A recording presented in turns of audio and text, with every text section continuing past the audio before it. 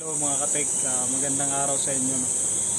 Matagal tayo na hindi nakapag-vlog. So dito po tayo ngayon mga katek sa San Lorenzo Village. Meron tayong gagawin mga katek dito sa Makati. No? Magpapalit tayo ng gear case ng washing. Yan. Tinanggalan natin yung kanyang tab. Ito naman yung kanyang gear case.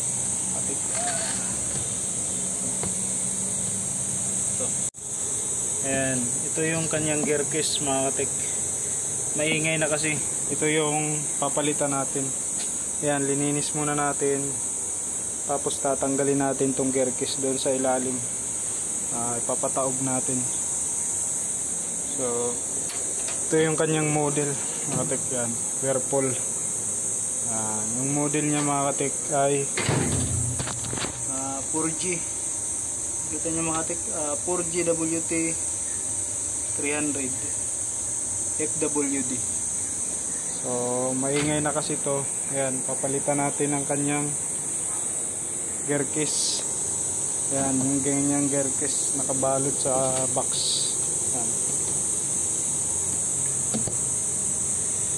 So ayan, shoutout pala sa Jan Appliances Services. Dito tayo ngayon sa kanila mga katik.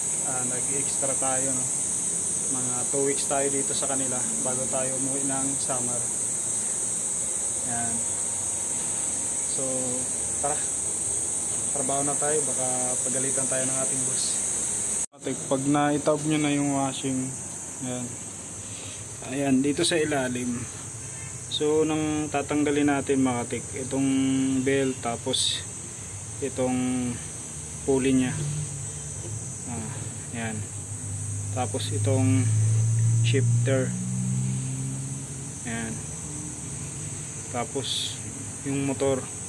Tapos ito, meron yung mga screw dito, mga 4. So pag nahugot na pag natanggalin natin yung mga screw ng 4 mga katik, matatanggal na yan. So ganun lang kadali magkabit nito mga katik, magpalit ng gear case. Ayan, tapos ikakabit na natin yung bago. Ayan.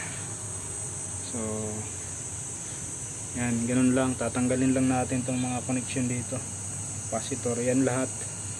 So madali lang tandaan mga katik. So tara, palitan na natin. So yan ang mga katik. Ito na yung bago. Ayan, ganyan yung itsura nya pag natatanggal yung ibang mga parts nya. Ito yung luma.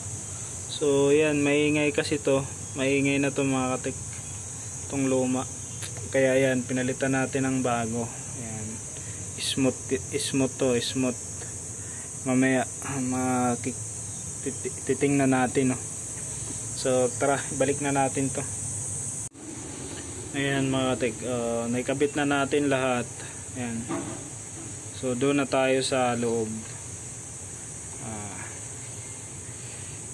Sa loob na tayo. Ayan, naikabit na natin. So dito naman tayo sa may drum. Ayan na, goods na siya. Ganda naman lang.